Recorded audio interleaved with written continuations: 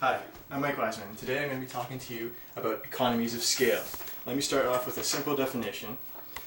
If we could just zoom in on this. Economies of scale characterizes a production process in which an increase in the scale size of a company causes a decrease in the long-run average cost of each unit. That's easy, right? No, I don't know what that means, and I'm pretty sure you guys don't know what that means. So I compiled a much simpler definition, and it's as follows. Economies of scale refers to the notion of increasing the efficiency of producing goods as the number of goods being produced increases. Typically, the average cost of producing a good will diminish as each additional good is produced, since the fixed costs are shared over an increasing number of goods. Now, economies of scale, when you think of scale, it's a measurement, and it's typically a larger measurement. So what this means is, let's say you're building a company, you know that you're going to have to hire more workers, and you're going to have to make more goods, but you know that the efficiency that you're going to be getting from those workers and the buying power of those goods will help build your company, and the overall cost per unit won't be as damaging because you're going to have more money to spend.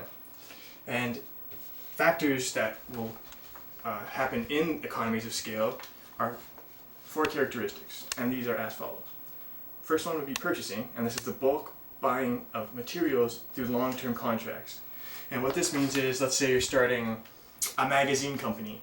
What you need to do is, you can't just say, I'm going to start a magazine company and sell magazines. You have to have contracts with lumber companies that are going to cut down trees and create paper, or shipping companies that will ship the paper to your building, or companies that will convert the lumber into paper. Just little things like that that will convert tertiary to primary goods and services that improve your product. Then we look at managerial. It's number 2 on our list, and this is increasing the specialization of managers. Simple, right? You build a big company. With a small company, it's just you and a couple of workers, but when you're looking at economies of scale, you have to have the CEO, then you have the manager, the assistant manager, then the supervisor, assistant supervisor, and people around you. So it's just building your company. You're basically paying for the brain, and that's the brain power that will help build your company. Then we have financial.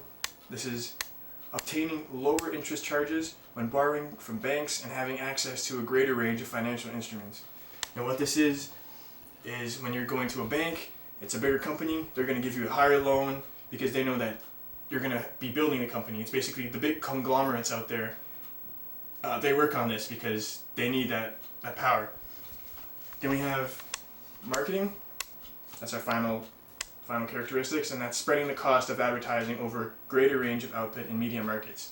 What this is probably the most important one because it's advertising. You're selling your product to your niche market, to your niche demographic, and you're researching countless hours and countless employees so that you can deliver your product, or you can market to your niche demographic so that they can buy your product, and that's you guys.